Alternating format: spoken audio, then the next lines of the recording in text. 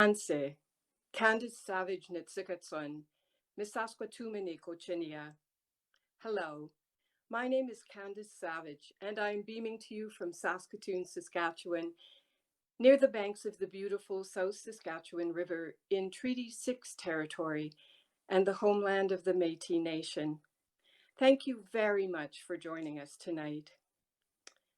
We are meeting this evening in a spirit of Kwayesk Astasawan, a wonderful word that I just recently learned, and which I'm told means something like setting things right.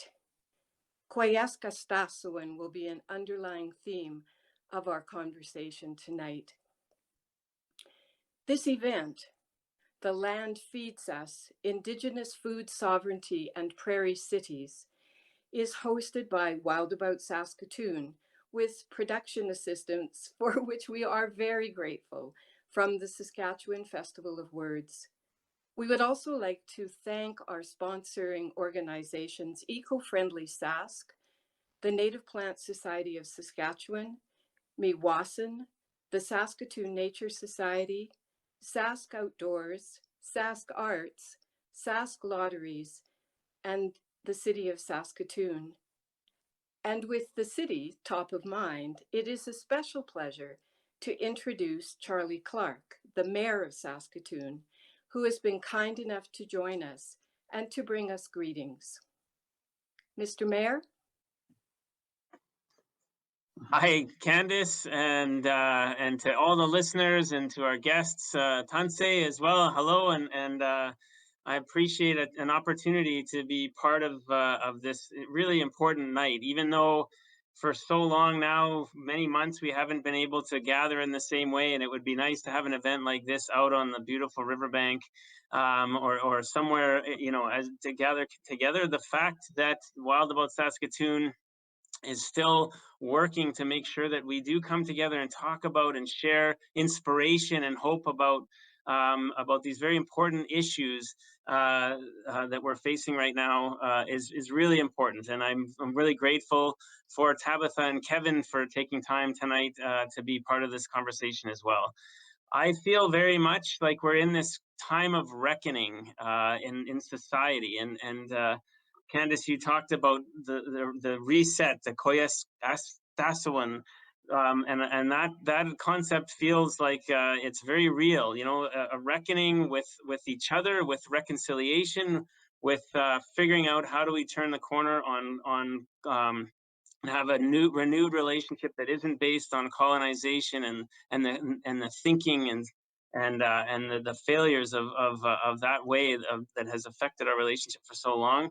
And also a reckoning with the land. And, as we come to terms with climate change and with the ways that we've been harmful towards the land for too many generations.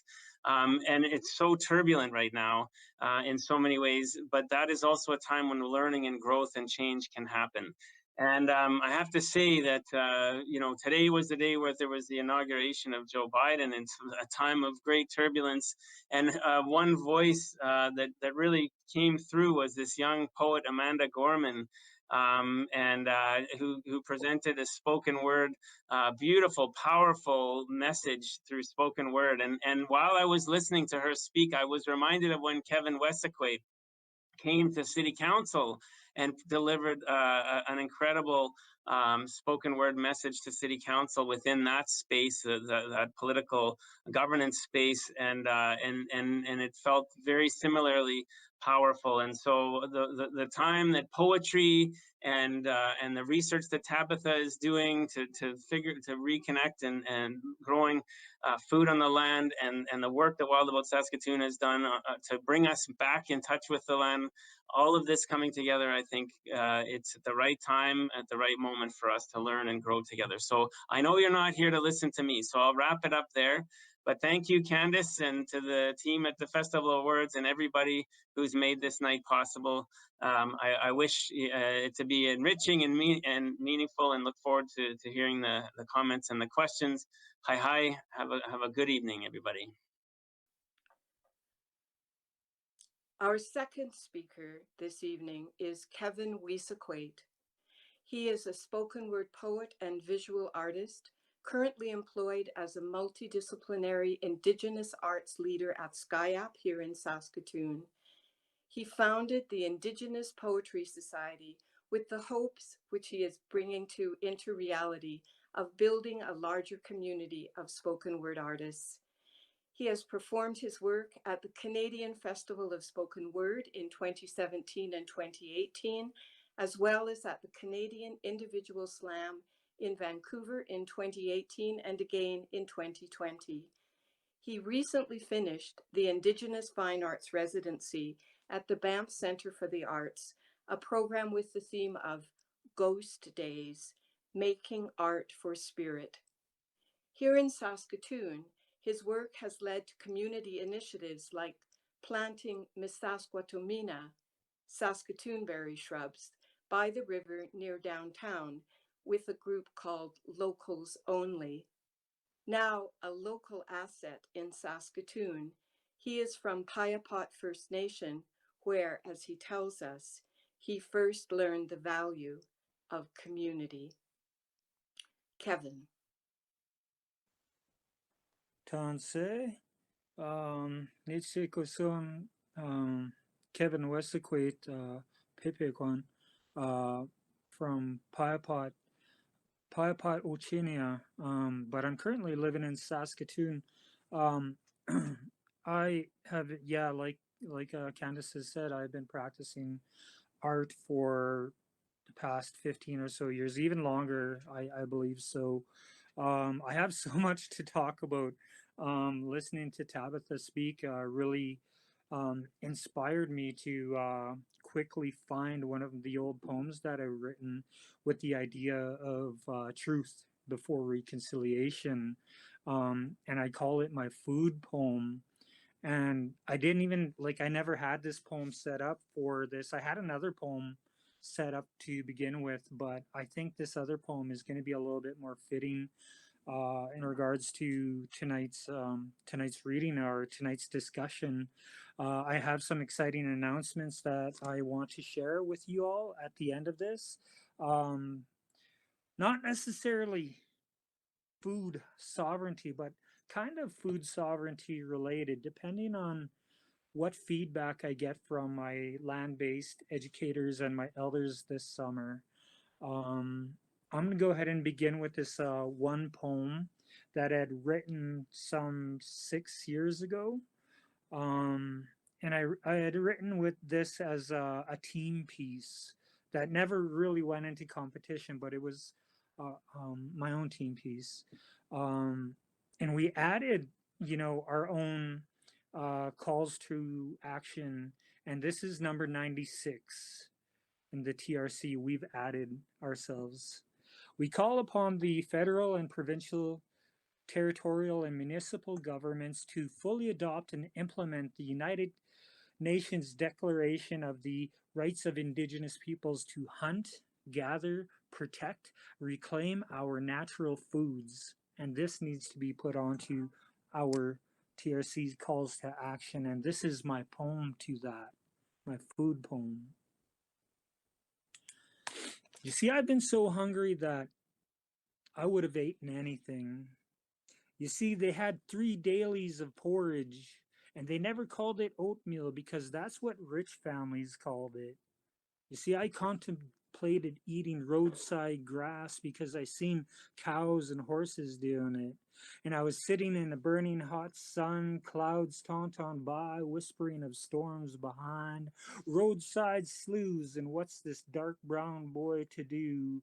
Tadpole or two, no net, listening to toad songs as my bear cub belly growls along, and you see my mangy blankets had hit the floor, and I creaked over cold wooden planks through the door, and I pulled on a jerky handle in a green container of a fridge, and inside of it were blue breadcrumbs with a dull light touching my face, and my skinny hand embraced a jar of mayonnaise, and I'm fearful of whips from broom handles sticks, and I'm hoping that this miracle of glass jar held up some sort of freshness, only I'm finding yellow oily liquid over bubbles. white brown drowned beneath, and I popped open the door and popped it back into the floor and over to my parents' room asking if I could have eaten it, because honestly I probably would have. You see, I was starving, noticing my stepdad had a rifle, beautiful brown in handle, and a flock of geese honked near. And as quick as he can move, up into the steps, out into the home, and backwards, outwards, skywards, so quickly and as quickly as he could reload, blasted again, echoing over these flimsy walls in this basementless house and crying over golden fields of wheat. And a goose splashed in and thrashed for a moment. And you see, I guess they never cured the Indian problem. So please direct me to any proper food channel. I seen my stepdad holding up a band still dead on Goose Leg, and he said to me, and it still echoes through, these shackles, my boy, make sure that they never put them on you. And I never regretted those fields of wheat I had set ablaze, this quarter section of land. Yes, it was me.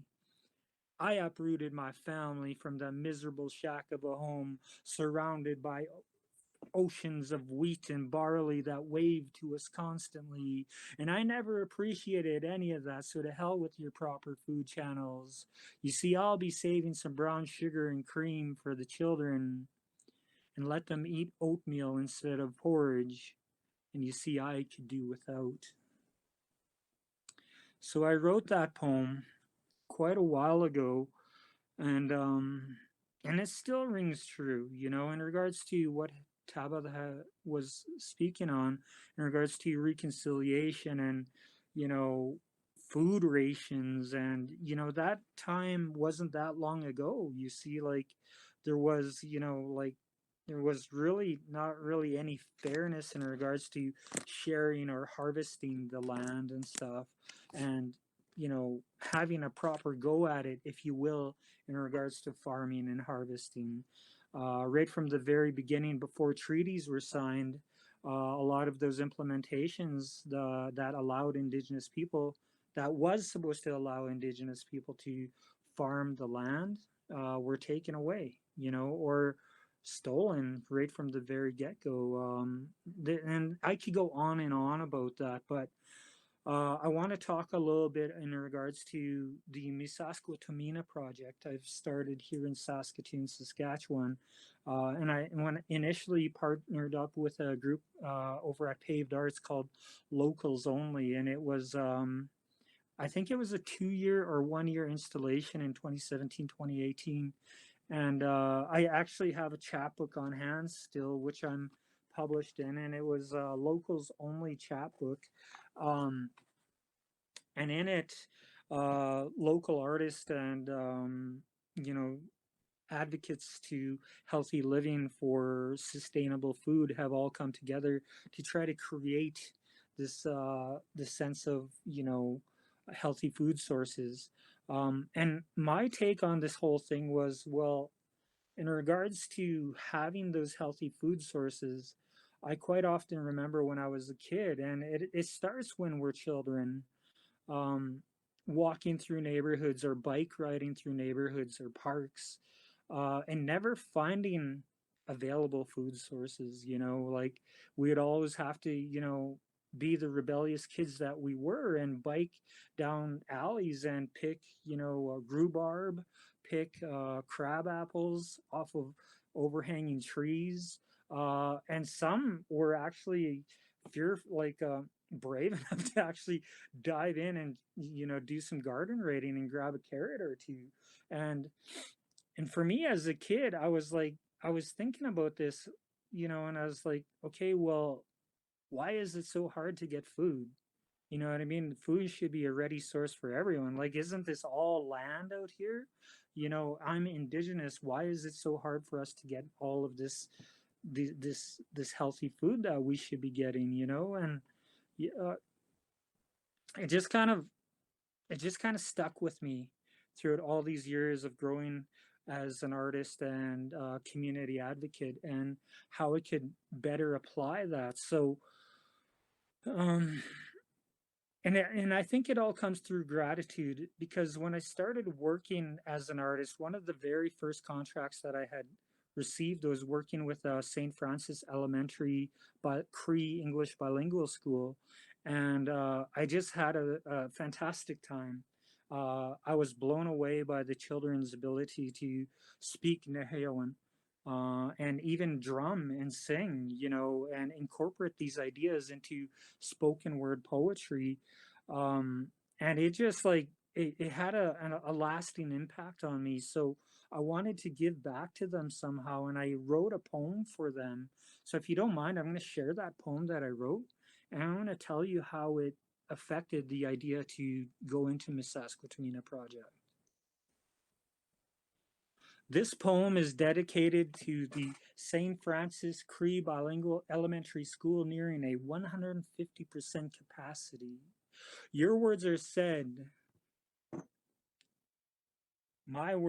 your words are said, and your words are powerful. Your words are dancing to the new notes in my head. My words are like trees of autumn days, like leaves that leave me out in so many different ways, while your words are beautiful and trickling out like a spring runoff. Your words are bringing new meaning in life, while my words have been sustaining me all of these long winter nights. Your words are ushering in a summertime heat, and they're vibrant and new, while my words sit still, reflecting the cold days of gray hues.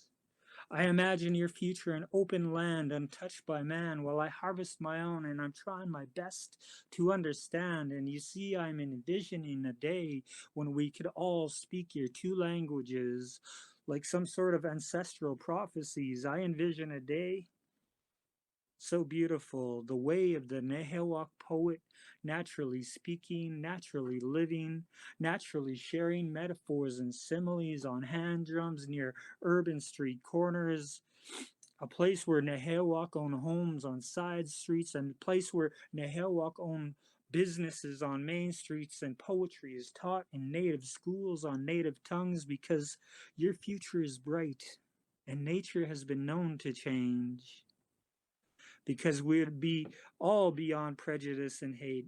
We'd be too busy trying on our latest traditional trends all up and down the block, from ribbon skirts to ribbon shirts. I imagine a place where we could trade in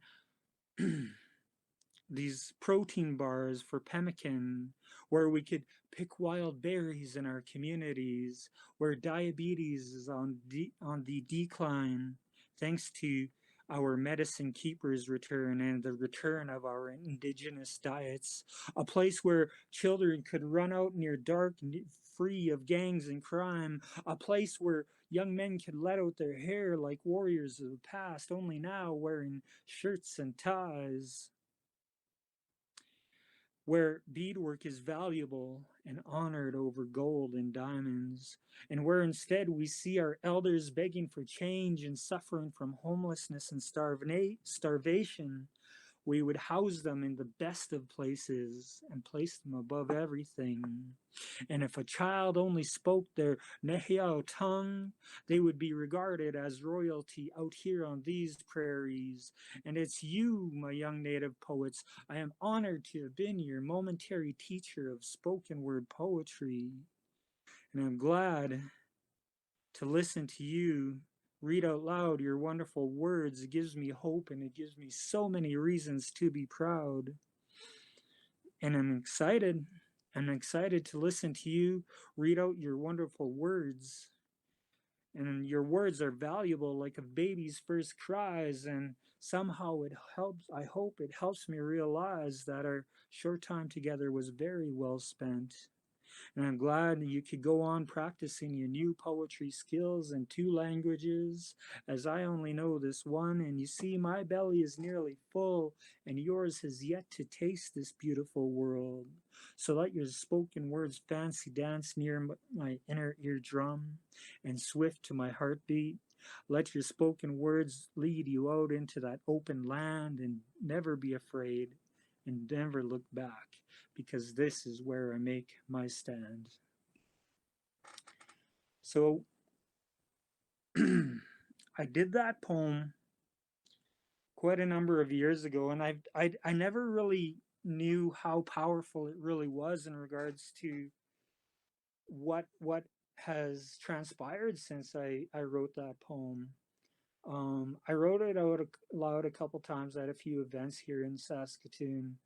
Um, but what had led me to create was the Musaskwatomina project back in 2018 in regards to when we planted over 100, 200 Saskatoon berry plants down by the river. And then again, we had the opportunity to plant those same plants here in 2020. But I wasn't able to bring out the youth that I had wanted to. And again, here in 2020, we ended up planting something like 500 Saskatoon berry bushes down by the river. And for that, I am so grateful that I have people that support me in the arts community.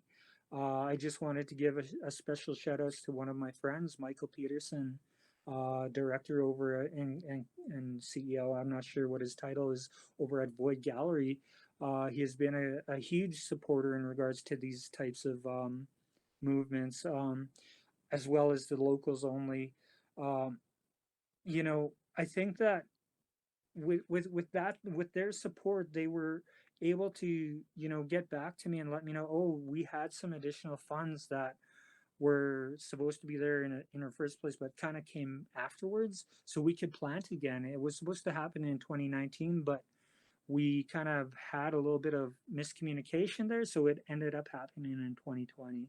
And of course, with the lockdown, I had to have a very minimal amount of people that were out there shoveling with us because, we didn't want to put anyone in danger.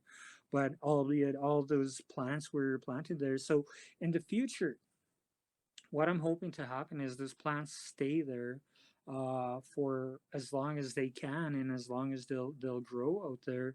And I want my sons and my grandson, who was born just this past year, to be able to grow up as teenagers or grow up as children, being able to go and harvest and pick those berries and bring those berries home, and be able to create whatever it is they want, whether they're tarts or pies or treats for ice cream or frozen treats or jams or jelly, whatever it is.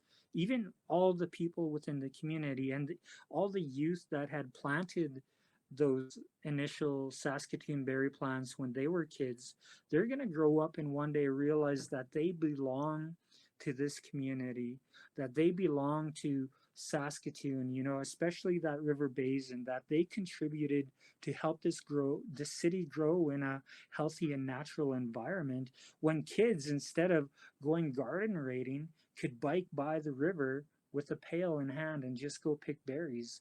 This is Indigenous food sovereignty, and this is a part of our natural diets of this land, and I think that we have to keep pushing with movements like this.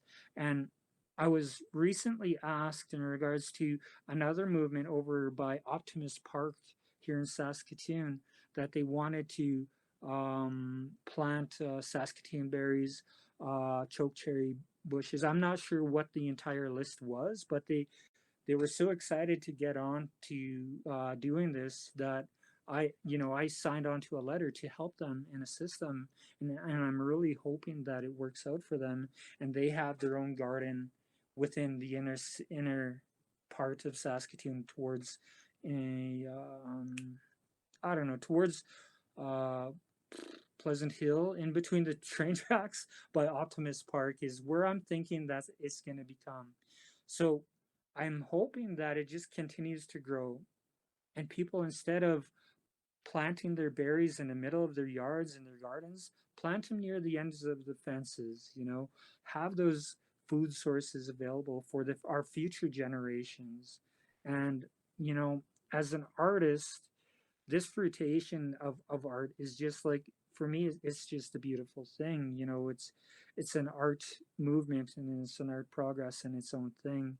And also parts of the poem has also allowed me to kind of discover and explore different options, if you will, This past year, I had written in a research grant to try to connect back to the land on my homeland on Piapot First Nation. So what is going to end up happening is I'm going to be setting up camp in a northern community in northern Saskatchewan, and then in my home territory on Piapot First Nation, and I'm going to be connecting with land-based educators, and I'm going to be connecting with local elders from both communities to discuss proper protocols on harvesting land, maybe finding different ways to harvest indigenous plants for paint. Also to develop different crafting ideas. If I wanted to create um, um, dream catchers, if you will, I would find those natural plants and whatnot to do that. I'm really looking forward to this, and if any of the land-based educators are out there and are really interested in wanting to connect with me, please do so. Contact Wild About Saskatoon for my contact information, and yeah, we'll get this land-based art activity moving into future. Like right now, it's just basically a research type commitment that I'm extremely excited about. A couple of my spoken word friends from Toronto are driving all the way out. I'm hoping in the safest route possible to come and visit my camp. And the way I want to have it set up is a teepee camp. Or if you have the old, army style tent, you're welcome to pitch that up as well. Um, and of course, I'm going to be following any rules that might exist in regards to the protocols of COVID-19. I want everybody to be safe, but at the same time, I want to have this positive projection that it's going to build up into something new and exciting. Maybe in the future it would become a regular camp to visit to do land-based indigenous art activities, if you will. I don't know. To me, is the opportunities on this type of thing are endless, and I'm so happy to connect back to my home community on Piapot First Nation.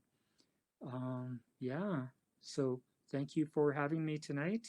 Once again, my name is Kevin Wesequate, Pipikwan from Piapot First Nation, and thank you all for listening.